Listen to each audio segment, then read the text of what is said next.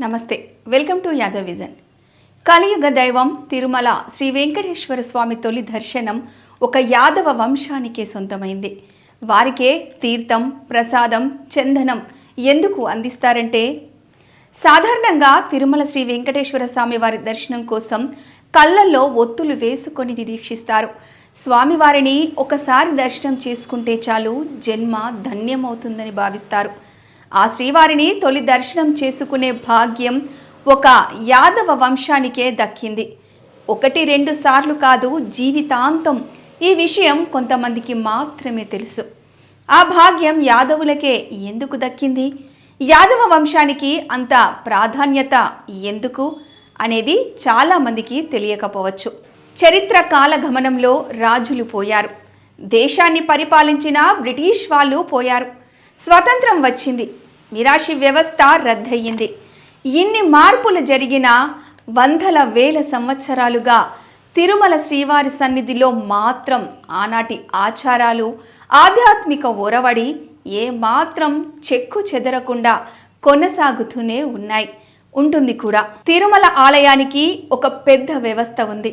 ఆలయ పూజ కైంకర్యాలకు అర్చకులు, జియర్ స్వాములు, ఆచార్య పురుషులు, అన్నమాచార్య వంశీకులతో పాటు సన్నిధి గొల్ల వంశం కూడా విడదీయలేని అనుబంధం ఏర్పరచుకున్న ఆధ్యాత్మిక లోగిలి ఇది. కలియుగ వైకుంఠం తిరుమలలో శ్రీవారి ఆలయ ద్వారాలు తెరిచే భాగ్యం ఆ యాదవ వంశానికే దక్కింది. మొదటి దర్శనం కూడా ఆ యాదవ వంశీయులదే. శ్రీవారి సేవకు ప్రతినిత్యం అర్చకులను తీసుకొచ్చేది సన్నిధి గొల్ల వంశస్థులే. అసలు ఈ సన్నిధి గొల్లలు ఎవరు, ఈ ఆచారం పాటించడం వెనుక ఉన్న చారిత్రక నేపథ్యం ఏంటో ఒకసారి తెలుసుకుందాం. తిరుమల ఆధ్యాత్మిక లోగిలిలో సన్నిధి గొల్ల వంశస్థుల్లో వెంకటరామయ్య యాదవ్ నేటి తరానికి తెలియని వ్యక్తి. ఆయన సోదరుని కుమారుడు రమేష్ యాదవ్ సన్నిధి. వీరిద్దరూ వంతుల వారిగా విధులు నిర్వహించేవారు. ఆ తర్వాత వెంకటరామయ్య యాదవ్ కుమారుడు పద్మనాభం యాదవ్ కూడా చేరారు. వయస్సు మీరడం వల్ల 2018లో వెంకటరామయ్య యాదవ్, 2021లో ఆయన కుమారుడు పద్మనాభం యాదవ్ సన్నిధి ఈ లోకాన్ని వీడారు. దీంతో ప్రస్తుతం సన్నిధి గొల్ల రమేష్ యాదవ్, వెంకటరామయ్య యాదవ్, మరో కుమారుడు కిషోర్ యాదవ్ సన్నిధి వంశ పారంపర్య కార్యక్రమాలు నిర్వహిస్తున్నారు. సన్నిధి గొల్ల పనితీరు చాలా విభిన్నంగా ఉంటుంది. అర్చకుడు భగవంతునికి వారధిగా సన్నిధి గొల్ల నిలుస్తారు. తిరుమలలోని ఉత్తర మాడ వీధుల్లో నివాసం ఉండే రమేష్ యాదవ్ సన్నిధి రోజు ముహూర్తంలో వేకువజామున 2:30 చన్నీటి స్నానం ఆచరించి దివిటితో అర్చక భవనం వద్దకు చేరుకుంటారు. అప్పటికే సిద్ధంగా ఉండే అర్చక స్వాములు అనుసరిస్తూ ఉంటే దివిటి పట్టుకున్న రమేష్ యాదవ్ సన్నిధి ముందుకు సాగుతూ ఉంటారు. భక్తులు ఎవరు దరిదాపులకు రాకుండా జాగ్రత్తలు తీసుకుంటూ అర్చక స్వాములు మహాద్వారం వద్దకు చేరేసరికి మొదటి గంట మోగుతుంది. సన్నిధి గొల్ల రమేష్ యాదవ్ వెంట వస్తున్న అర్చక స్వాములను చూడగానే మహాద్వారం వద్ద తలుపులు తెరుస్తారు. అర్చకులను శ్రీవారి ఆలయం వద్ద వదిలేసి తర్వాత వెంటనే సన్నిధి గొల్ల రమేష్ యాదవ్ సన్నిధి, ఆలయం ఎదురుగా ఉన్న బేడి ఆంజనేయ స్వామి ఆలయం సమీపంలోని మఠానికి చేరుకుంటారు. జియర్ స్వాములు లేదా వారి ప్రతినిధి అయిన ఏకాంగిని వెంటబెట్టుకొని సన్నిధి గొల్ల కాగడ వెలుగుల్లో ఆలయం వద్దకు తీసుకొస్తారు. జియర్ స్వాములు సన్నిధి గొల్ల వెంట వచ్చేటప్పుడు గంపలో పూలను వెంట తీసుకొని వస్తారు. ఆలయంలోకి ప్రవేశించగానే గాఢాంధకారంగా ఉండే ఆలయ సన్నిధిలో కాగడ వెలుగుతో కులశేఖరపడి వద్ద ఉన్న 4 దీపాలను వెలిగిస్తారు. ఆ తర్వాత జియర్ స్వాముల వద్ద తీసుకున్న పెట్టెలో నుంచి 2 తాళాలు, ఆలయ అధికారి వద్ద ఉండే మరో తాళం ఉపయోగించి స్వామివారి గర్భగుడి ద్వారాలు తెరుస్తారు. స్వామివారి సన్నిధి సమీపంలోని 2 దీపాలను, అలాగే సన్నిధి లోపల దీపాలను ఏకాంగి వెళ్ళి ప్రజ్వలన చేస్తారు. ఆ తాళాలు అధికారులకు అందించిన తర్వాత తలుపులు తెరవగానే ఎదురుగా శ్రీ వెంకటేశ్వర స్వామి వారిని దీపాల వెలుగులో కనిపించే నిలువెత్తు విగ్రహాన్ని చూడగానే మేను పులకరిస్తుంది. ఆలయ సన్నిధిలో శ్రీవారు కొలువైన ప్రదేశం ఒక దివ్య కాంతిని ప్రసరిస్తూ ఉంటుంది. ఆ మాటల్లో వర్ణించడానికి సాధ్యం కావు. ప్రతిరోజు వేకువజామున యాదవ వంశం నుంచి తనకు దక్కిన ఈ భాగ్యములతో జన్మ పునీతమైంది. రమేష్ యాదవ్ ఆనందంతో అన్నారు.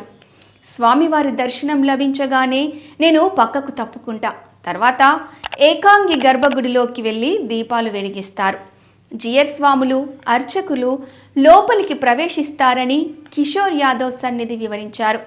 సుప్రభాత సేవ కాగానే మొదట సన్నిధి గొల్ల అయిన మాకే తీర్థం, శటగోపం, చందనమిస్తారు అని చెప్పిన కిషోర్ యాదవ్ సన్నిధి ఈ జన్మకు ఇది చాలు అనిపిస్తుందన్నారు. విధంగా ప్రతిరోజు వేకువజామున 3:30 గంటలకు, సాయంత్రం 5:30 గంటలకు అర్చక స్వాములను అర్చక భవన్ నుంచి జియర్ స్వాములను వారి మఠం నుంచి శ్రీవారి ఆలయంలోకి వెంట తీసుకువచ్చి పూజా కైంకర్యాలు అయిన తర్వాత మళ్ళీ వాళ్ళని అర్చక భవన్ వద్దకు వదిలిపెట్టడం రోజు జరిగే ప్రక్రియ. మా సన్నిధి గొల్ల వంశానికి రోజు స్వామివారిని ఏకాంతంగా 2 సార్లు దర్శనం చేసుకునే ఆ మహావిష్ణు ప్రసాదించిన వరమని ఆయన చెబుతున్నారు.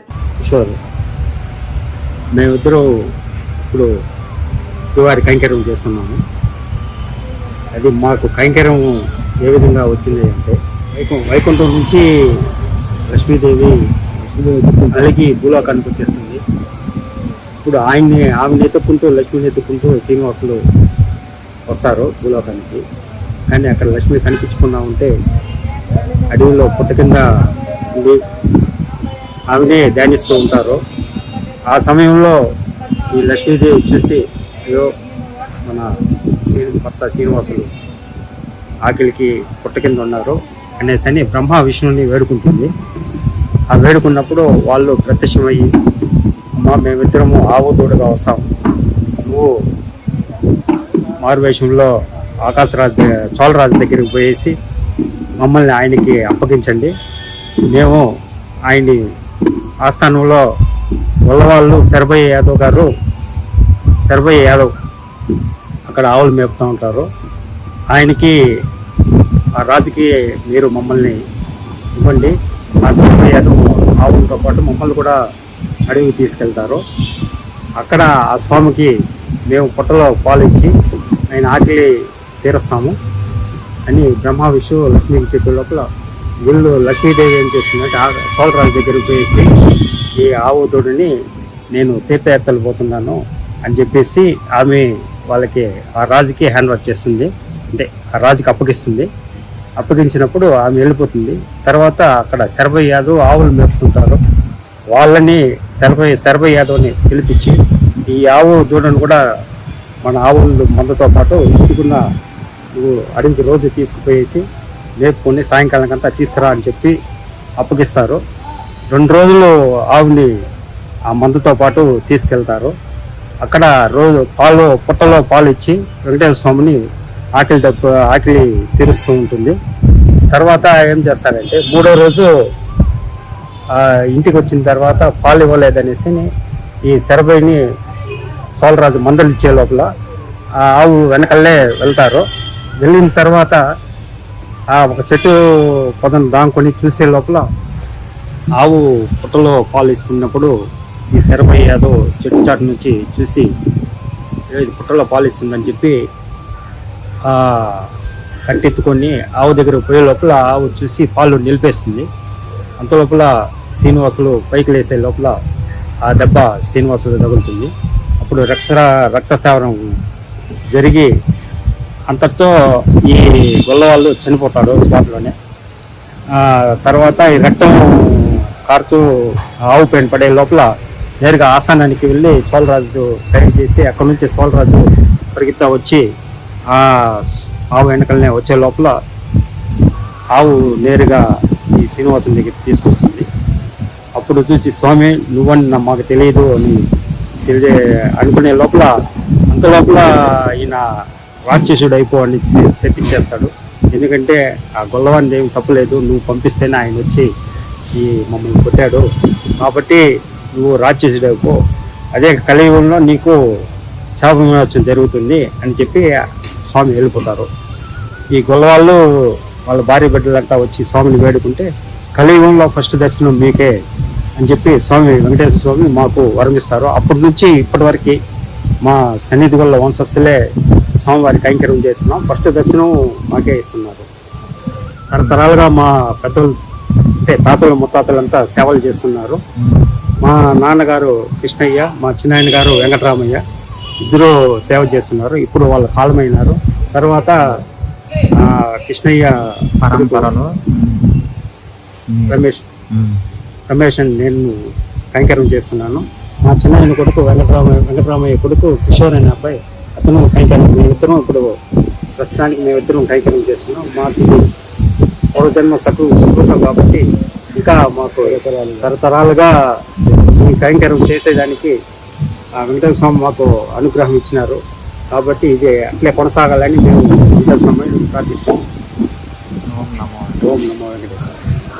రాజుల కాలంలోనే కాదు, బ్రిటిషర్ల పాలనలోనూ తిరుమలలో ఆచార్య వ్యవహారాలకు ప్రాధాన్యత ఇచ్చారు. అందులో యాదవ వంశస్థులు కూడా ఉన్నారు. తిరుమల క్షేత్ర చరిత్రను తెలుసుకున్న ఆనాటి బ్రిటిషర్లు కూడా సన్నిధి గొల్ల ఆచారాన్ని యథావిధిగా కొనసాగిస్తూ రాతపూర్వకంగా సన్నిధి గొల్లకు ప్రాధాన్యమిచ్చారు. దేశాన్ని వాళ్ళు ఆక్రమించి దోపిడీ చేసి ఉండొచ్చు గాక హిందూ సాంప్రదాయాలకు ప్రాధాన్యత ఇచ్చారు అనేది రికార్డులే చెబుతున్నాయి. యాదవులకే శ్రీ వెంకటేశ్వర స్వామి తొలి దర్శనం ఎందుకిస్తారు అనేది చాలా మందికి తెలియని విషయం. ఈ ఆచారం కొనసాగడం వెనుక చిన్న కథను తెలుసుకోవలసిన అవసరం ఉంది. పురాణాల ప్రకారం వైకుంఠం నుంచి భూలోకానికి వచ్చిన స్వామివారు ఓ పుట్టలో ధ్యానంలో ఉంటారు. అక్కడికి కొన్ని గోవులు రావడం, రోజు ఆ పుట్టపై నిలబడి పాలు వదిలేదట. ఆ పాలను స్వీకరించే స్వామివారు ధ్యానంలో ఉండేవారంట.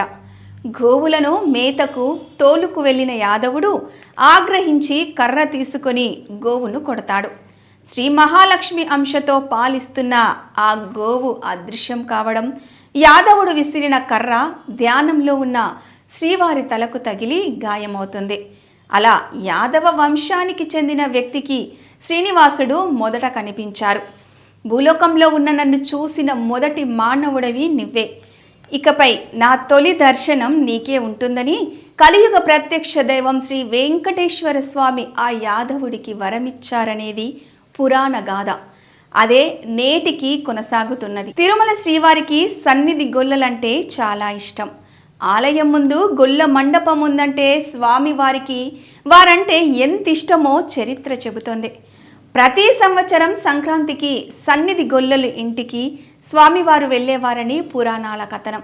సంక్రాంతి పండుగ ముగిసిన తర్వాత స్వామివారు పంచాయుధాలు ధరించి పారువేటకు బయలుదేరుతారు. ఆలయానికి ఉత్తర దిక్కున ఉన్న పార్వేట మండపం సమీపంలో వేటలో పాల్గొంటారు. టిటిడి ఆలయ ప్రధాన అర్చకులు, పండితులు, అధికారులు, సిబ్బంది వేడుకగా తామే స్వామివార్లము అని భావించి పారువేటను సాగిస్తారు. మరో పల్లకిపై తానే కృష్ణుడనని వెన్న కృష్ణుడిగా ఊరేగింపు పారువేట మండపానికి స్వామివారిని వేద పండితులు తీసుకెళ్తారు. ఆ తర్వాత పారువేట వేడుక అంటే పూర్తయిన తర్వాత సమీపంలోనే తోటలో విడిది చేసిన సన్నిధి గొల్ల స్థావరానికి శ్రీనివాసుడు స్వయంగా వెళ్ళి ఆ గొల్లలు నివేదించిన పాలు, వెన్న, పండ్లు స్వీకరిస్తారు. గొల్లలకు తాంబూలం, చందనం, షటారే స్వామివారి పక్షాన పండితులు అందిస్తారు. శ్రీనివాసుడు ఎప్పుడు పారువేటకు వచ్చిన సమయాల్లోనూ సన్నిధి గొల్లను సత్కరిస్తూ ద్వాపర యుగంలో ఆ గొల్లలతో తనకున్న స్నేహ బంధాన్ని, ప్రేమ బంధాన్ని చాటుకుంటూ ఉంటారని చరిత్ర చెబుతున్న కథనం.